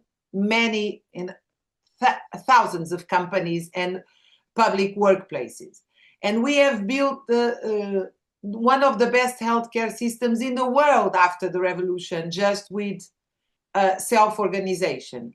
This is socialism. And what Marx explains in Capital One, which in fact he goes in a dialogue with classical economy, is that all the value comes from labor. When you eliminate labor, you eliminate capital. But this is not possible at all. So what we are seeing is that more and more we are seeing a war economy. So capitalists are not really eliminating labor. They are partially dismantling labor in order to hire more and more platform work. So the big dream of them is that you can hire a docker, a truck driver, as you now hire food deliverer, is the Uberization of the world. And after along with the Uberization of the world, you have work economy. Because when we look to the installed capacity, machinery, engineering, etc., and the uses of AI, what we see is that the majority of the profit now come from military sector or related with military sector, like electronic, aeronautics. Do you say aeronautics? Capital is not eliminating himself, is driving us to war. And the issue of fascism, as you know, there's a rise of fascism all over the world, and the techno-fascists that run the Trump government, Peter Thiel, Elon Musk, David Sachs, these people believe that we need to get rid of any kind of democratic rights, and that you have no regulation of the introduction of AI and robotics in the workplace. Yeah. This rise of fascism, do you think the working class and the unions can avoid a fight against fascism? And why is the fascism a deadly threat to the working class, to all workers and unions? Well, fascism, above all, the definition of fascism is not just a type of dictatorship, is a kind of civil war against the workers. And the main characteristic of fascism is militias against the working class, against organized unions, against workers. As you can see now in US, you have already elements of this when you have the militia eyes against migrant workers. These militia eyes against migrant workers is showing to the whole working class in US, even to the leaderships that now have wonderful salaries in many sectors, including dock workers. Now what Trump is showing is that there will be an ICE for every worker, because the role of fascism is to forbidden strikes, is to forbidden workers to fight for themselves. And they do this by create an enemy outside the nation, because the nation is the corporation. For them, the nation is the state, is the power, is the military sector, is the corporation. And they do this, they want to avoid the solidarity between the working classes. And that's the role of ICE. So, yes, I really think that if the working class doesn't become politically active against fascism and doesn't ask themselves what kind of society we want to live, they will be directly targeted by militias that born directly from recruited outside the state or directly within the state, as it was in the 30s, in the 20s in Italy, or in the 30s in Germany. And the leadership of the ILA on the East Coast of the United States has lauded Trump as a good person who's helping them. In the ILWU, there's some leaders of the ILWU have said that their members are supporting Trump. And some of their members, of course, are making $200,000-$300,000 a year in the union. What do you see as transforming that? Because it seems there's a orientation or a business view of that unions are going to make them wealthy. Yeah. Well, I think this is a disgrace. I really think that the International Dock Workers Council that was born in Liverpool in the 90s was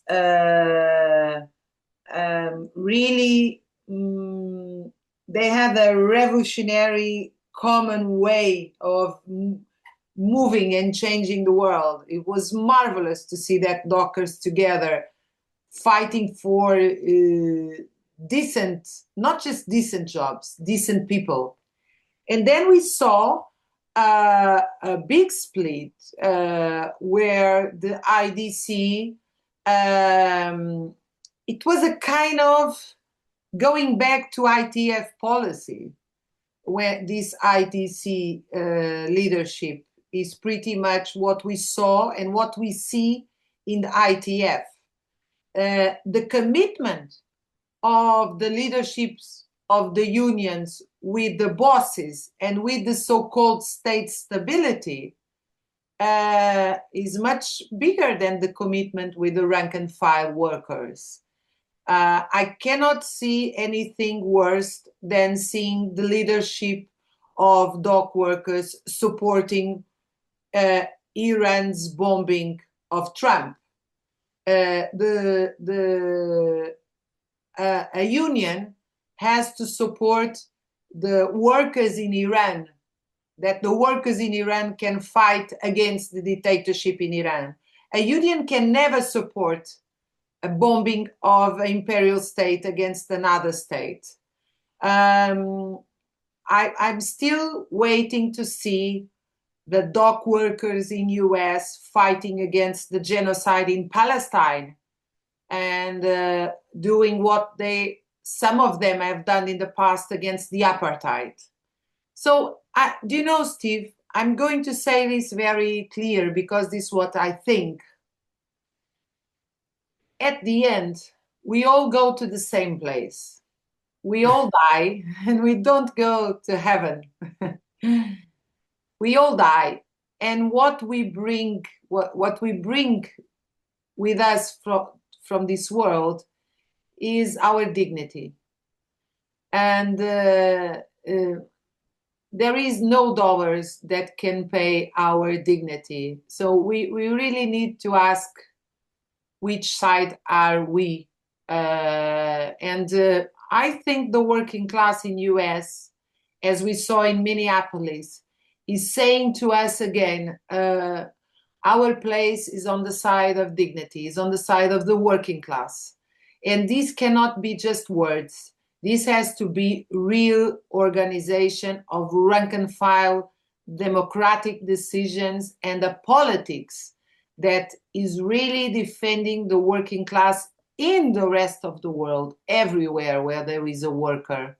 We are there, as Tom Joad said at the ends of the Grapes of Wrath of John Steinbeck. We are in every place where there is a work being beaten. And the unions in Europe, the Genoa and other unions in Greek and in Turkey are going to be having strike action on February the 6th. There's going to be a European strike of dock workers and other workers against the genocide in Gaza, against the militarization that's going on, the war, and against the attacks on the working class. And the USB has made an appeal to American dock workers to join them in this strike and to take action against war and against genocide. This global struggle of workers, particularly dock workers who have had global action, have had global solidarity, I think is now connected to what is going on in Minneapolis. And as you said, this movement in Minneapolis against the ICE, against the murders, the Gestapo tactics, which are just not only aimed at immigrants, but workers, the working class in Minneapolis and workers every place in this country. Do you think that the tide of mass working class action is going to grow globally? Because I have no doubt about this. And Steve, let me tell you, I have been with, I don't know, hundreds of colleagues studying social movements in the last 200 years. The connections are absolutely, there is an entanglement, an interconnection between this process. We cannot understand what has happened with ICE without understand the general strike against the genocide in Palestine in Italy. And we cannot understand this without seeing the role of the students in the main universities in US and UK against the genocide in Palestine, and the connection with this, with the strikes of transport workers and other sectors that have increased in the last 10 years. The strike wave we have been seeing in many countries. So there is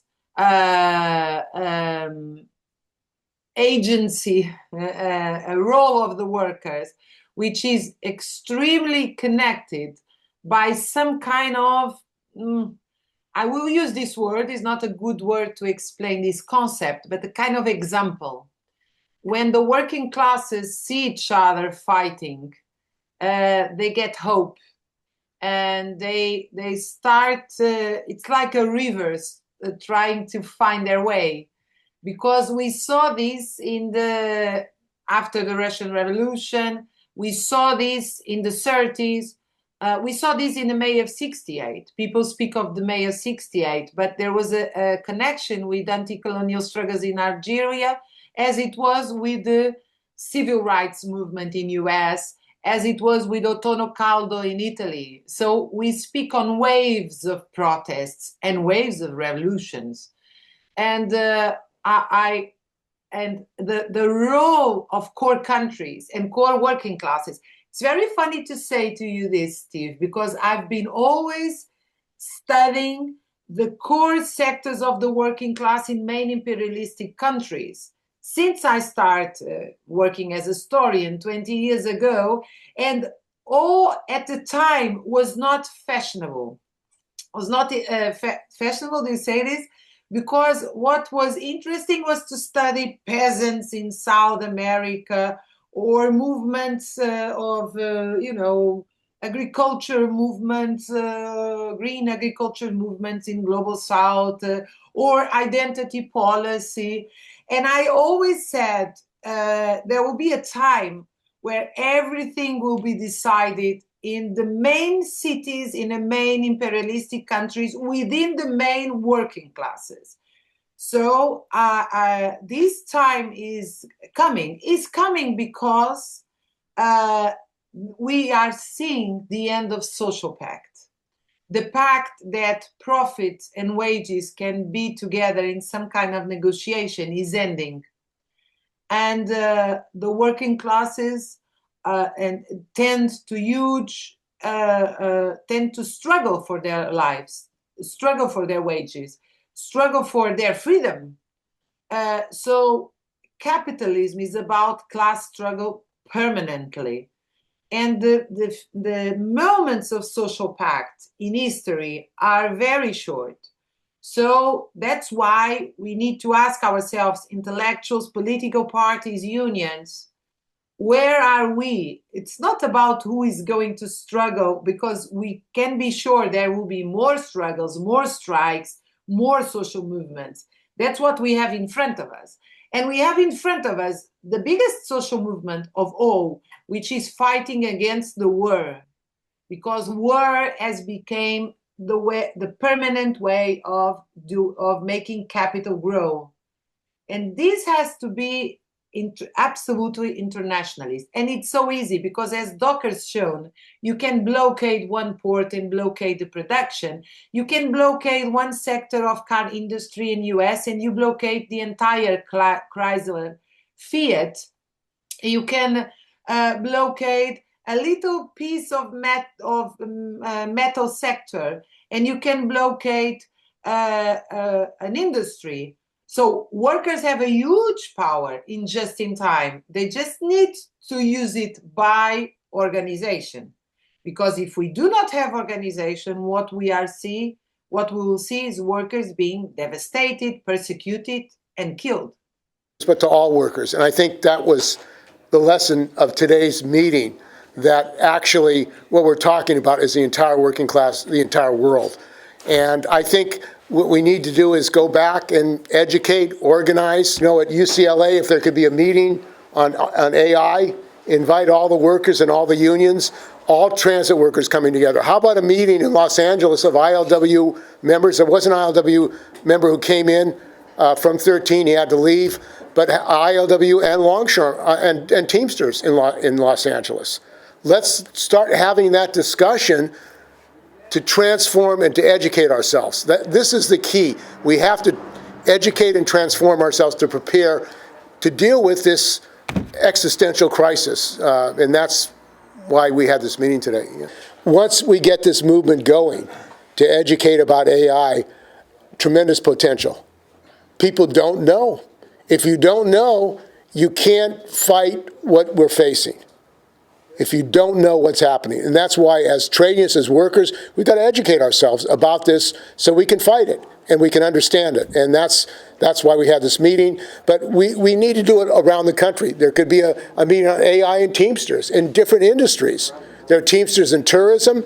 There are Teamsters in all different industries. They're all being affected. Healthcare, I mean, there's no meeting of all health. Think about this. There's no meeting of all healthcare workers to deal with AI. All healthcare workers coming together to discuss how is AI affecting us. This is what we have to do. We have to break down business unionism, build collective consciousness, collective solidarity. That's how we can fight it. That's how we can win. And I think when people wake up, and it's happening in this country, people are waking up. So thank you all.